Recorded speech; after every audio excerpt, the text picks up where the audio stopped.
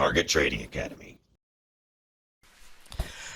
Hello ladies and gentlemen, this is Dan O'Brien with Target Trading Academy, and I'm making a video for you Tuesday evening on July 19th. And of course I'm going to go over the trades that were submitted to me by my students who are using Carnac trading technologies. We have a group of trades from Tom and Paul and Louie and Kathleen and Lyle. And we have a total of 20 individual trades, 15 winners, 4 losses, and 1 break even. And we'll get started with Tom. Okay, we have 2 trades on this screenshot here. The first one on the left is a short at 9.33, and that was a loss.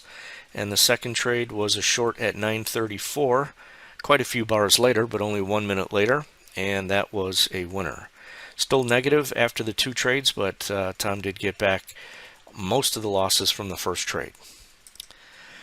Okay, next up is a long, essentially, at 9.42, and we talked about this at length in the trading room, and this has been his Achilles heel, because as you can imagine, if the market kept going lower, this is going to be a problem. So it's something that I'm working on with Tom to stop doing this. There are ways to avoid it, and again, we're working on it. But when you look at all of the entries and then these exits, this is a break-even trade.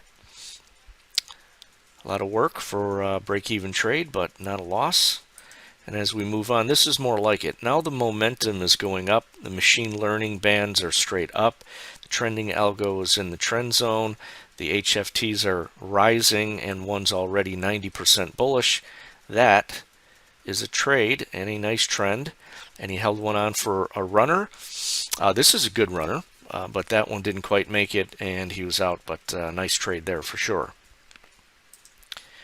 Next up is a long at 10.26. Once again, both of the HFT algorithms are super bullish, 75 to 90%, and here both 90% bullish.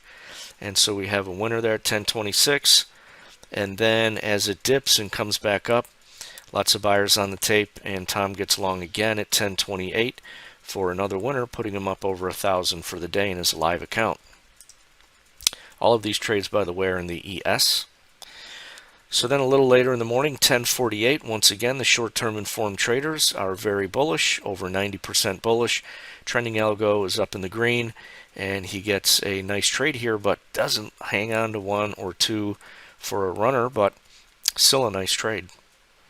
See how much easier these are, Tom, when everything's lined up the right way?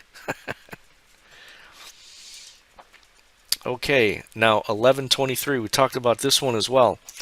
Now there was other support down here that's not on the chart. Now it's going against the HFT algos, that's for sure, but that's what drove the market lower. Then there was major support here, and so I didn't like the early entries, but here as it's turned and the machine learning bands are pointing straight up and the buyers come in like crazy off of other major support, that was a great entry. So he's working on, again, trying to pinpoint these entries. The first 2 were a little early, but as you can see, it worked out. Again, after there was a different type of major support. So a very nice trade there at 11.23. Next up, we have 2 more.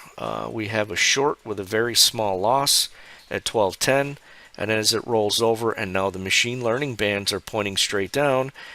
Now the momentum is going with him.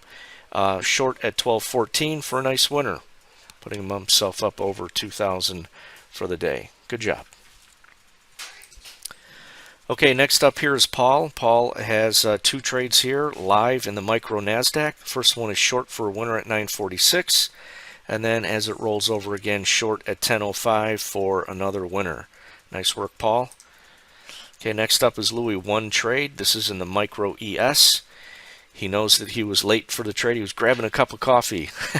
So he's about 3 or 4 bars too late, but it was still a winner. So good job, Louis. 9.58 long winner live in the micro ES.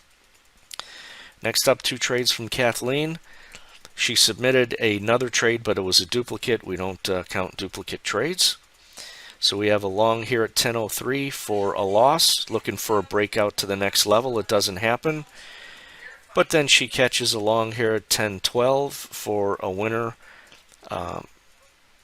in the ES. Both of them are on the sim, of course, on the same chart, but practicing there for a winner. Next up is Lyle. This is in the micro ES, these two. The first one is a long at 9:58 for a winner, and then over here at 10:30 for another winner.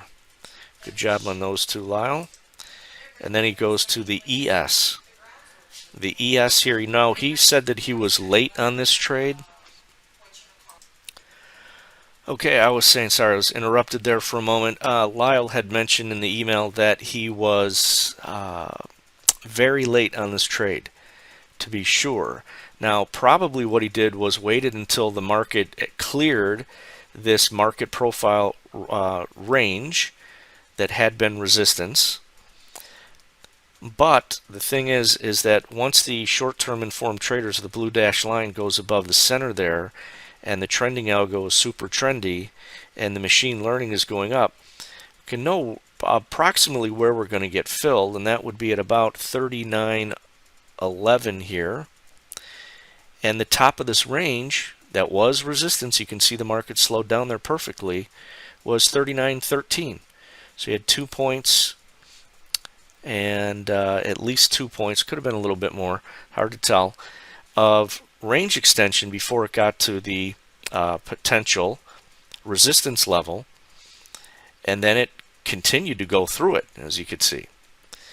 But even if he waited for it to clear the range and he knows he's late, this entry is still 1, 2, 3, 4 to 5 bars too late.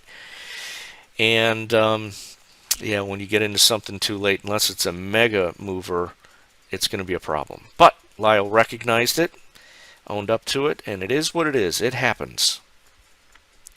So that was a loss. Moving on, we have a long at 13.38, as I spread this out a bit, for a very nice winner. And then in the micro ES, another long in the afternoon, same time, 13.38. And this time he holds on to it, all the way up here. Wonderful hold. Really love seeing that. Now that's a runner. First two targets get filled. You can feel when you're in that situation, and when you're reading the tape, the buyers are coming in like crazy, and then your trailing stop is coming up so fast, and it's way ahead of your entry already. Not much to worry about at that point. Balances out here and takes off again. And it looks like there was probably some selling that came in, and then the short-term informed traders, the blue dash line, dropped into the sell zone. When you put all that together, along with the massive winner, Lyle got out of his last trade, so great work there. Okay, and that last trade from Lyle was it. That was a total of 20 individual trades. No duplicate counting of, say, from one trader to the next.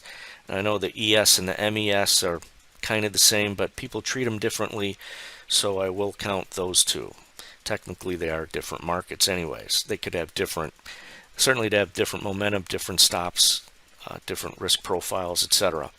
At any rate, 20 trades, 15 winners, 4 losses, and 1 break even.